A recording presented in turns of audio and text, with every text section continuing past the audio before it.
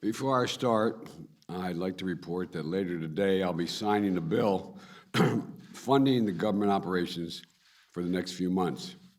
Funding the government isn't a great achievement. It's a bare minimum of what we need to get done. But in these times, a bipartisan cooperation is worth recognition. So I want to thank Senators Schumer and McConnell and Speaker Pelosi for getting this done. And I want to thank a substantial bipartisan vote in the Senate for sending this bill to my desk today to avoid disruptions of government operations. And I want to urge Congress to use the time this bill provides to work toward a bipartisan agreement on a full-year funding bill that makes the needed investments in our economy and our people, from public health to education to national security. Now, for today's news. Every year, December brings the joys of the holiday season and gives us an opportunity to reflect on the year gone by and look ahead and begin to imagine the new year to come. This year, we can reflect on an extraordinary bit of progress. Our economy is markedly stronger than it was a year ago, and today, the incredible news that our unemployment rate has fallen to 4.2%. At this point in the year, we're looking at the sharpest one-year decline in unemployment ever. Simply put, America is back to work, and our jobs recovery is going very strong. Today's historic drop in unemployment rate includes dramatic improvements for workers who have often seen higher wages and higher levels of unemployment. They are receiving higher wages. And the rate of Black and Hispanic unemployment is also dropping sharply. But that's not just jobs that are up. Wages are up, especially for hardworking Americans, often ignored in the past, and past recoveries. Workers in transportation and warehouses have seen their wages go up approximately 10% this year. Workers in hotels and restaurants have seen their wages go up 13% this year. And thanks to the American Rescue Plan, we've delivered significant tax cuts to families raising children.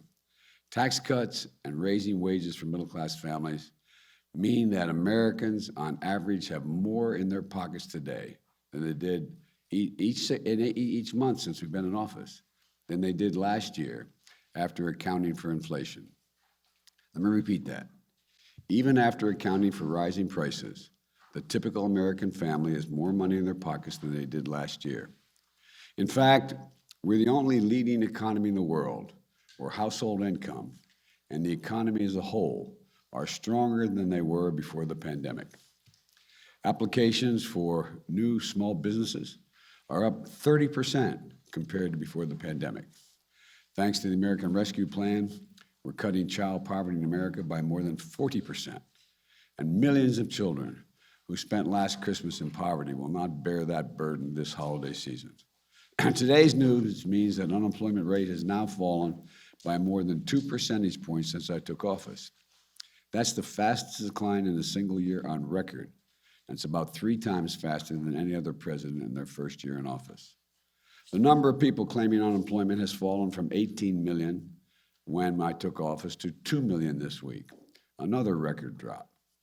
We've also learned today that in November, 235,000 jobs were created in the private sector. And when they went back and recalibrated, they found the last 2 months, they found that job growth over the prior 2 months, September and October, actually created 82,000 more jobs than had previously been reported, which means that we've averaged nearly 400,000 new jobs a month over the last 3 months, a solid pace. All told, in the first 10 full months of my administration, the economy has created 6 million jobs, a record for a new president. This is a significant improvement from when I took office in January, a sign that we're on the right track. Because of the extraordinary strides we've made, we can look forward to a brighter, happier new year ahead, in my view. But I also know that despite this progress, families are anxious. They're anxious about COVID. They're anxious about the cost of living, the economy more broadly. They're still uncertain. I want you to know I hear you. It's not enough to know that we're making progress. You need to see it and feel it in your own lives, around the kitchen table, in your checkbooks. And that's why every day my team and I are working to deliver consistent, determined, focused action to overcome the challenges we still face. Now, chief among those challenges is COVID-19. Yesterday, I laid out key actions we're going to take this winter to fight this virus, to protect one another, to protect our economy and our economic recovery. They include, number one, expanding our nationwide booster campaign with more outreach, more appointments, and more hours. I was thrilled to see that yesterday we had more vaccine shots administered than any day in the past 6 months. Number two, we're launching hundreds of new family vaccination clinics to make it easier for children, parents, the whole family to get vaccinated in one place, and new policies to keep children in school instead of quarantining them at home when someone in the class comes down with COVID, if they do. Thirdly, making free at-home tests more available than ever before by having them covered by our private health insurance plans. The availability of community health centers and other sites for the uninsured will be the alternative as well. So if you have insurance, it will cover these tests. And if you don't have insurance, we have facilities you can attend and get these tests. Increasing our surge response is the fourth thing, our surge response teams.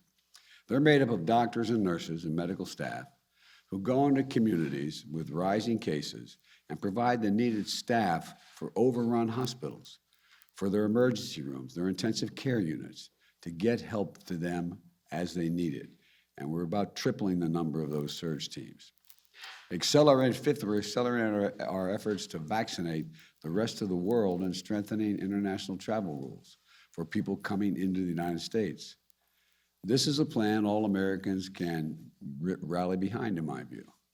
We're also addressing another concern for families, prices. Just about every country is grappling with high prices right now as they fight the pandemic. And as the world economy continues to come back to life, the more price pressures are going to ease as things begin to move. But we're not sitting around waiting. In the meantime, I've used every tool available to address price increases, and it's beginning to work. Take gasoline and gas prices. Last week, I announced the largest ever release from the United States Strategic Petroleum Reserve to increase the supply of oil and help bring down prices. And I brought together other countries, India, Japan, the Republic of Korea, the United Kingdom, who all agreed to join me in releasing additional oil from their reserves. And China may do more as well. They haven't done it yet. This worldwide effort we're leading won't solve the problem of high gas prices overnight. But over the last month, likely due in part to the anticipation of this action, we've seen oil and gas prices out of the wells, oil and gas prices on the wholesale market come down significantly. Since the end of October, the average weekly price of gasoline on the wholesale market, that's what you sell to the gas stations, has fallen around 10%. And that decline has picked up in recent days. That's a drop of about 25 cents per gallon. These savings are beginning to reach Americans and should pick up in the weeks ahead. And it can't happen fast enough. And I've asked the Federal Trade Commission to consider whether potentially illegal and anti-competitive behavior in the oil and gas industry is causing higher prices for consumers when they don't need to be that high because the wholesale prices come down so much. So we can ensure that the American people are paying a fair price for gas. At this time of the year, another concern that's facing American families is about being able to find what you need in the holidays, whether it's gifts or groceries. As I laid out earlier in the week, because of my actions, the actions that my administration has taken, in partnership with business, with private business and labor, retailers and grocery stores, freight movers and railroads, the shelves of our stores are going to be well stocked. We've sped up operations at our ports.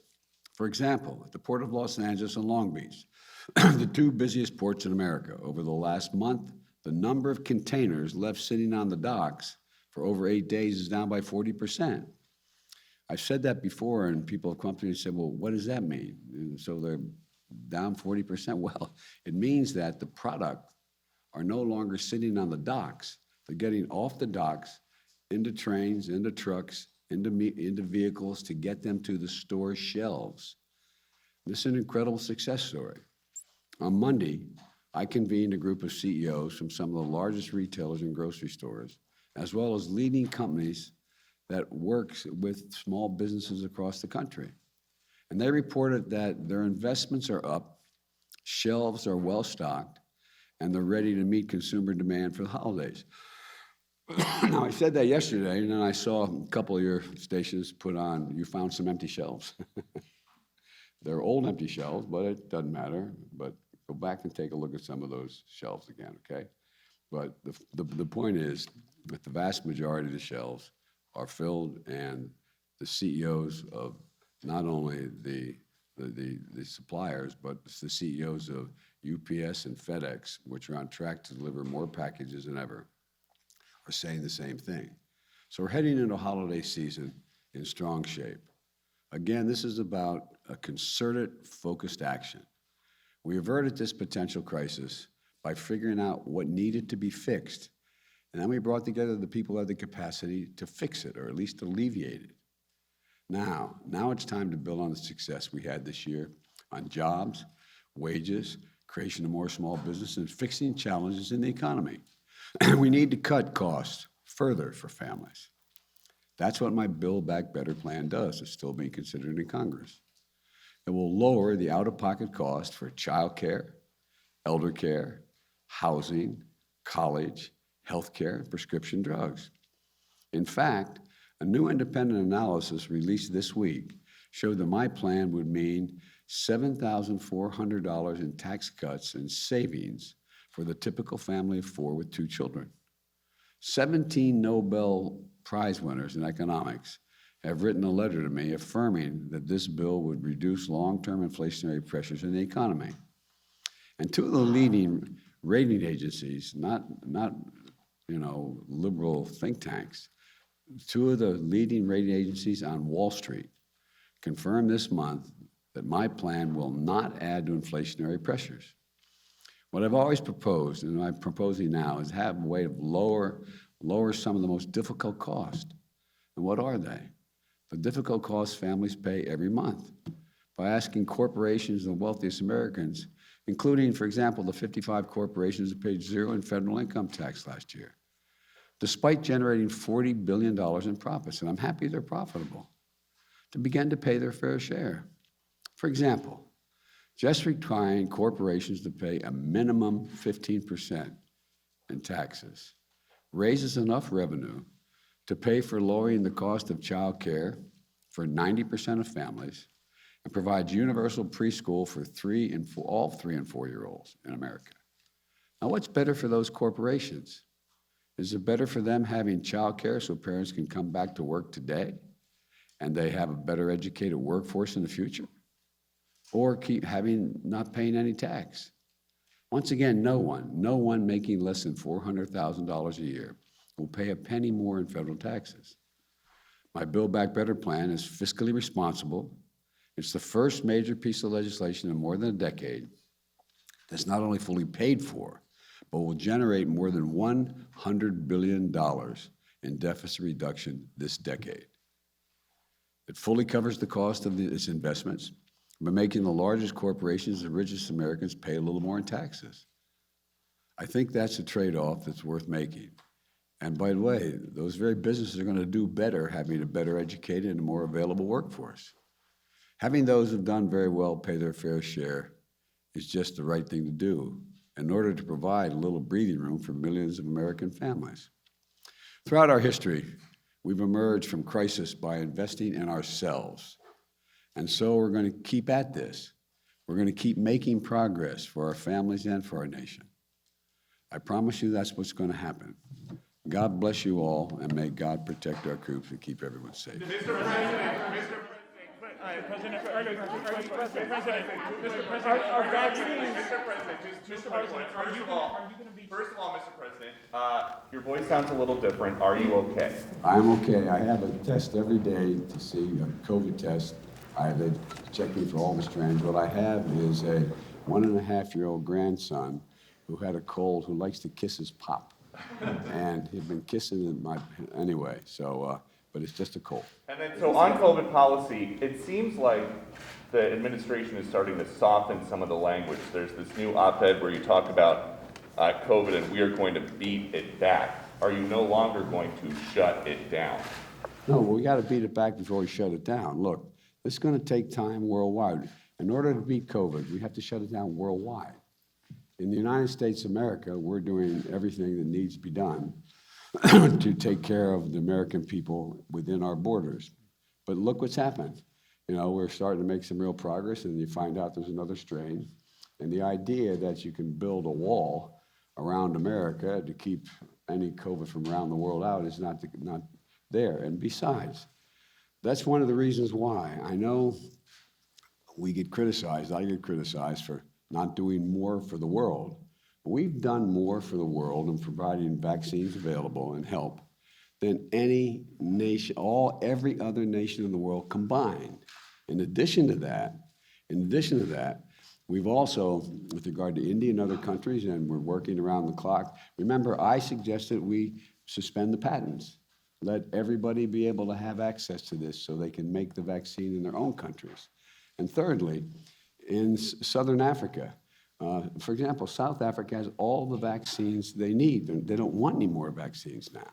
One of the things I'm considering is how can we help them deal with the issue of, as I said to you before, when the biggest challenge we had in the beginning of this administration, in my view, was not getting the vaccines produced, although that was not easy. And I've got to give, President Trump early on went out and got them to do the research to try to get the right vaccines. But logistically, getting the vaccine from a container that gets delivered to you, to a hospital, to a state, and getting it in someone's arms, that's a very, very difficult thing. And we did it better than anybody in the world has done it, but we got to try to help other people. Mr. President, given that there are now multiple cases of Omicron here in the U.S., are you considering requiring vaccines for domestic travel or any other new measures for domestic travel? The measures that I announced yesterday we believe, are sufficient to deal with the proper medical precautions to deal with the spread of this new variant. We are doing, as you know, at NIH, as well as among the manufacturers, a lot of research to see the extent of how quickly it spreads, how deadly it is, et cetera, et cetera. But we do require for travel, we're going to continue to require the people to have masks on, and in public places, and in federal buildings. But I don't at this point, because I think I know a fair amount about this issue, but I'm not a scientist. So I continue to rely on the scientists and asking them whether or not we have to move beyond what we did yesterday. Right now, they're saying no.